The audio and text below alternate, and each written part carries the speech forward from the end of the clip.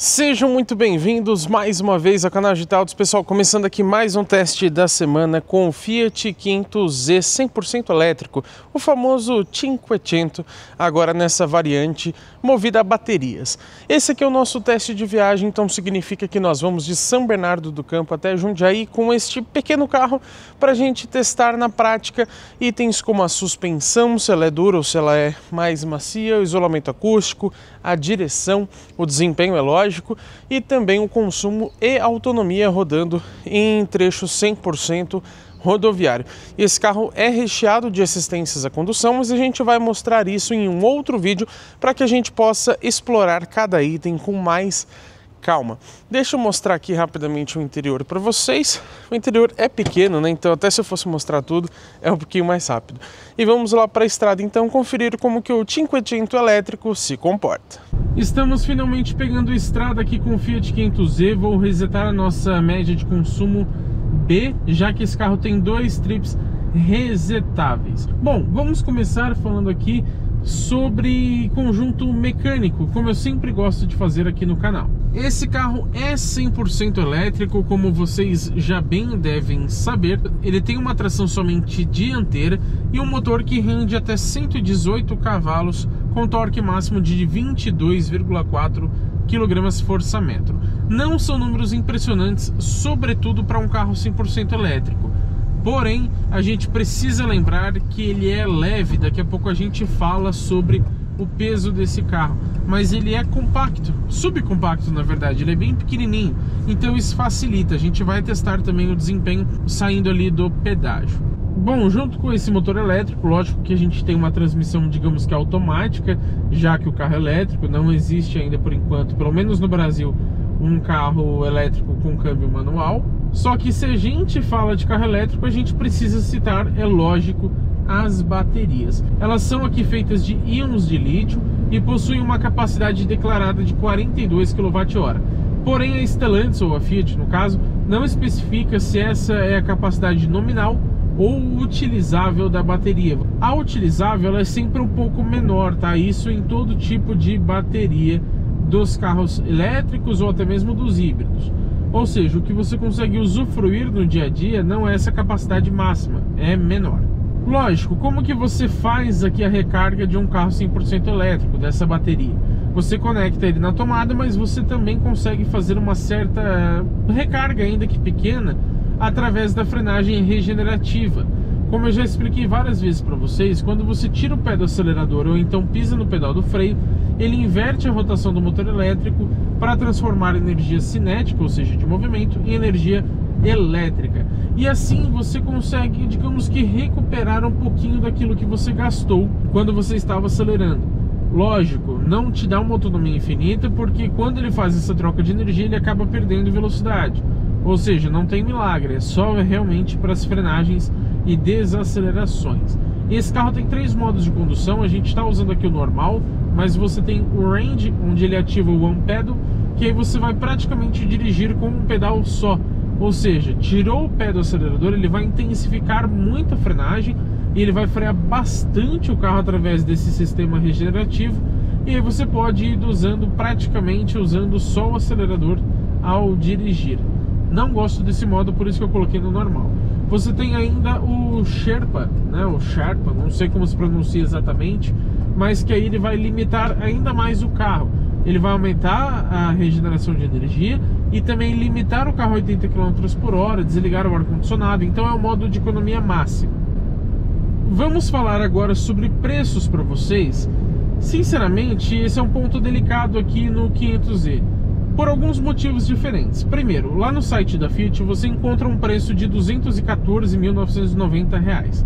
Isso já é bem delicado porque é um preço bastante elevado. Mas a questão é que lá ainda apresenta o 500e como unidade 2022.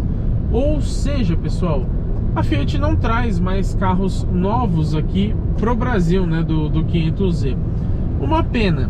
Apesar dele ser muito caro, então realmente vendia muito pouco, é legal que você tenha disponível para você comprar. Quem quiser, né, que faça então, que opte por essa compra. Agora, a gente resolveu testar esse carro porque ele pode se tornar uma opção mais atrativa no mercado de usados, que com certeza você encontra ali na faixa de 150 mil, até mesmo eu acho que uns 130 você consegue encontrar com certa facilidade, principalmente depois que chegaram os chineses aqui no Brasil com carros bem competitivos em questão de preço. Dolphin Mini, por exemplo, 0 km custa 120 mil reais, e até mais espaçoso que esse carro, tem 5 lugares, enfim, tem várias vantagens, tá? E bem mais barato que esse carro, né? 100 mil reais a menos. Enfim, então no mercado de usados você vai conseguir encontrar mais barato, mas o preço oficial hoje é 215 mil reais. E quando a gente considera principalmente esse preço de 215 mil reais, o isolamento acústico deixa bastante a desejar, viu? Você tem um carro simples, na verdade, né? Aqui no Brasil que ele é muito caro, mas se você ver em outros países, ele é um carro de, digamos que, baixo custo. Não assim extremamente popular, mas é um carro mais básico, né? Mais barato. Aqui no Brasil ele acaba sendo muito caro. Então o isolamento acústico, ao meu ver, deixa bastante a desejar nesse sentido. Lógico, você não tem barulho de motorização, mas eu me refiro à entrada de barulho de vento aqui na cabine. Estamos nos aproximando ali do pedágio e por isso eu quero comentar com vocês, então, que esse carro pesa 1.290 quilos. Para o porte dele pode parecer muita coisa, mas sendo um elétrico é um peso bem assim interessante, porque só de bateria você deve ter ali 300 e poucos quilos, até uns 400 quilos mais ou menos. Estou chutando um número, tá, pessoal? Porque realmente as baterias são bastante pesadas e elas não são aqui assim tão pequenas. Agora a gente vai falar ali sobre o consumo, né, como que ficou a autonomia e tudo mais, e o Inmetro informa pra gente que a autonomia declarada com uma carga completa desse carro é de 227 km. A gente percebe aqui no trip de consumo B, vamos ver assim que o carro parar, provavelmente vai chegar nos 25. Ó, exatamente, 25 km rodados, 101 km por hora de velocidade média, 15 minutos vai dar agora, e um consumo de 8 km por kWh. E tá aparecendo claro aí na tela para vocês também qual seria a autonomia projetada de acordo com esse consumo, e também o consumo seguindo as nossas contas manuais e, claro, a autonomia seguindo então essas contas manuais que a gente fez também sobre o consumo. Tudo aí na tela para vocês, a gente não consegue ficar fazendo conta agora enquanto a gente dirige, né? E claro, saindo aqui do pedágio, vamos fazer o nosso teste de desempenho, estabilizando aqui a 30 km por hora mais ou menos, pé no fundo. Ó, tem uma resposta interessante, hein? E vamos cair para cá, 100, 110 e 120. O trânsito está um pouquinho mais carregado aqui. Lógico, não faz barulho, então a impressão que a gente tem é de que nem está andando tanto assim. Mas você tem um torque praticamente instantâneo, né? Ou seja, você tem uma retomada bem rápida aqui de velocidade. Lógico, não vou dizer que você tem aqui um desempenho desportivo ou algo surpreendente, mas é um bom desempenho. Ele é um desempenho que te empolga quando você dá essas pisadinhas. Então a gente está aqui, por exemplo, ó, a 85, eu pisei. Ó, olha que interessante, ele responde rápido. Confesso que quando você está em velocidades assim um pouco mais altas, essa diferença parece não ser assim tão grande, porque vai contar muito ali a potência também, né? Não só o torque. Agora na cidade, quando você quer fazer uma retomada um pouco mais rápida e você dá aquele pé fundo ali repentinamente, aí você tem um desempenho muito interessante. Ó, vamos dar mais uma aceleração aqui, estabilizar em mais ou menos 100 km por hora, vamos lá. Ó, 100 pé no fundo, 110 e 120. Vamos fazer aqui mais um teste de aceleração, pessoal, colocando aqui em 100 por hora, pé no fundo. Ó, 105, 110 e 120. Eu tirei até o pé um pouquinho antes, na verdade, né? Mas ele tava ali mudando a velocidade ainda no painel. Então o desempenho é bem interessante. 110 é pé no fundo, 120. Então para você fazer esse tipo de retomada, você não vai realmente passar o sufoco com esse carro, você não vai sofrer com ele. E não vou nem dizer que você vai colocar muita bagagem ou muitos passageiros aqui dentro, porque não dá, né? Esse carro é bem pequeno, então ele não é feito para isso. Sinceramente, já adiantando um pouco para vocês, não é o carro ideal para você viajar. Ele é elétrico, é pequeno, praticamente só 2 lugares, né? Já que atrás ali não entra quase ninguém, e o porta-malas também é minúsculo. Mas pelo menos com o desempenho certamente você não vai sofrer. Falando agora para vocês sobre suspensão, estamos aqui num trecho um pouco pior, né, de asfalto. E eu digo para vocês que esse carro é um pouco mais duro, para ser sincero. Eu acho que ele deveria ser um pouco mais confortável. Tudo bem, é um carro pequeno, você não pode fazer ele muito molenga, senão ele vai capotar com facilidade, né? Mas a gente tem também as baterias aqui no assoalho que deixam o centro de gravidade mais baixo. Então eu acho que daria sim para fazer uma suspensão um pouquinho mais macia, um pouco mais confortável. Só chega a incomodar em alguns casos, quando você pega muitos desníveis seguidos e aí você vai realmente balançando muito aqui dentro do carro. Tirando isso, aí você tem uma condução ok, normal, sabe? Não é extremamente incômodo. Falando agora para vocês sobre direção, a gente percebe que ela é até que relativamente direta. Você tem um carro pequeno também, né? Então facilita essa agilidade, como vocês podem notar. E eu não acho ela assim muito leve. E isso é um ponto positivo, tá? Porque quando você está na estrada em velocidades um pouco mais altas, uma direção muito leve, ela realmente vai te passar mais insegurança. Não é o ideal. Então é legal que o peso aqui seja um pouquinho mais alto, né? Ele seja bem acertado nesse quesito. Gosto dessa direção.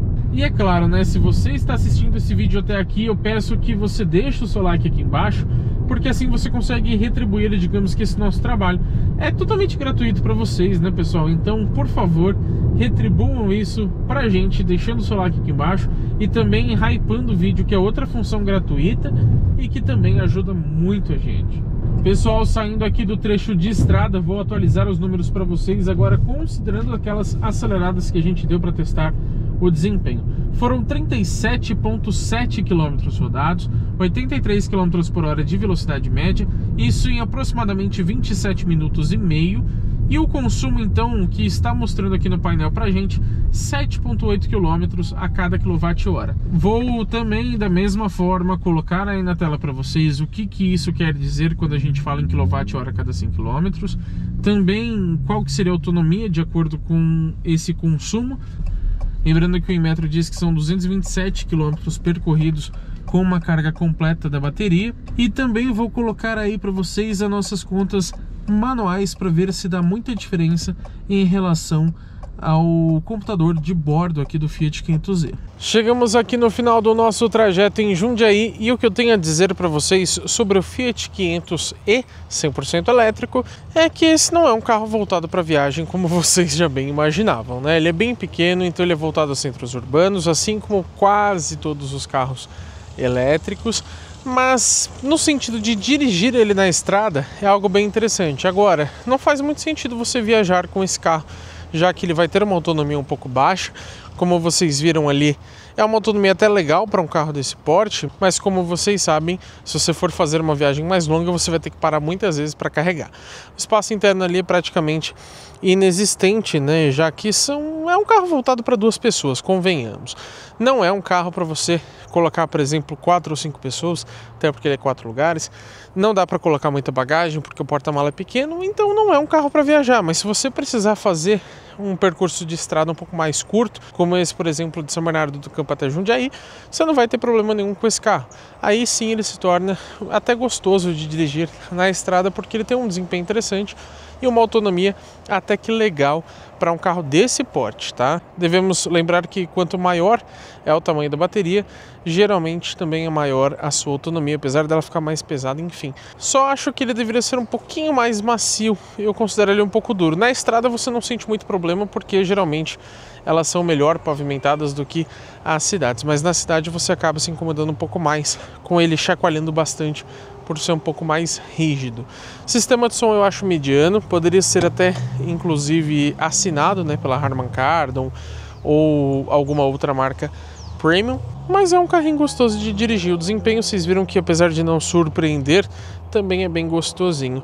De novo, para um carro desse porte. Só que o preço dele é muito elevado, né? Agora, pessoal, a gente vai mostrar para vocês como que ficou a nossa média de consumo entre São Bernardo do Campo e Jundiaí e calcular a autonomia com base no percurso inteiro. Bom, a chave está ligada, então esse carro fica infelizmente contando o tempo e também diminuindo a velocidade média, mesmo que você deixe o motor, digamos assim, desligado, que não faz sentido. Mas eu anotei os dados assim que eu cheguei aqui em Jundiaí.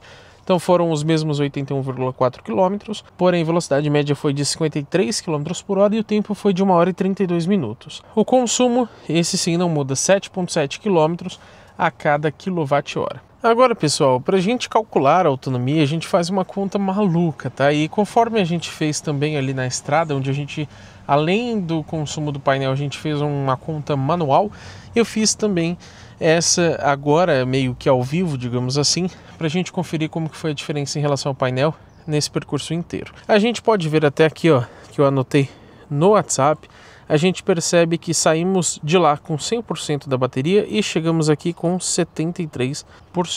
Eu fiz uma série de contas aqui e pelo painel seriam, convertendo em kWh a cada 100 km, 12,98, ou seja, 0,1298 por quilômetro. E aí a gente teria então 323,5 km de autonomia com uma carga completa, isso considerando os 42 kWh que diz na ficha técnica a bateria desse carro, né? É só um número aproximado, porque lembrando, se for essa a capacidade nominal da bateria, a utilizável é um pouco menor, mas enfim, só para a gente ter uma noção, tá? Isso de acordo com o painel. De acordo com nossas contas manuais, o consumo, em vez de ser 12,98 kWh a cada 100 km, na verdade foi 13,93. Ou seja, na conta manual, o nosso consumo foi um pouquinho maior, mas a diferença não é muito grande, como vocês podem ver. Então esse computador parece realmente bem preciso. Então, com base nesse nosso consumo de 13,93 kWh a cada 100 km, ou seja, 0,393 por km, a gente teria uma autonomia de 301,5. A autonomia do painel 323,5. Então existe uma diferença, mas os nossos números são aproximados, como eu disse para vocês. Então esse painel me parece bastante confiável e realmente bem fiel à realidade. Para um carro desse, considerando todas as aceleradas que a gente deu, o percurso de estrada, também os percursos de cidade, eu acho que 300 km é uma autonomia realmente muito boa aqui para o Fiat 500e. Já está até escurecendo, mas agora que vocês já sabem a minha opinião, também quero saber a de vocês sobre o pequenino Fiat 500 100% elétrico, o famoso Cinquecento. Pessoal, comenta aqui embaixo que eu quero ter essa conversa com vocês sobre esse carro. O que vocês acham dessa autonomia? Vocês comprariam por esse preço de 215 mil reais? E na faixa ali de 130 a 150, que é o que provavelmente você vai encontrar no mercado de usados. Comentem todas essas opiniões de vocês aqui embaixo nesse vídeo. E é claro, se inscreva no canal e ative as notificações, porque teremos muito conteúdo legal com esse carro e também com todos os outros que passam pelo teste de uma semana aqui no canal GT Autos.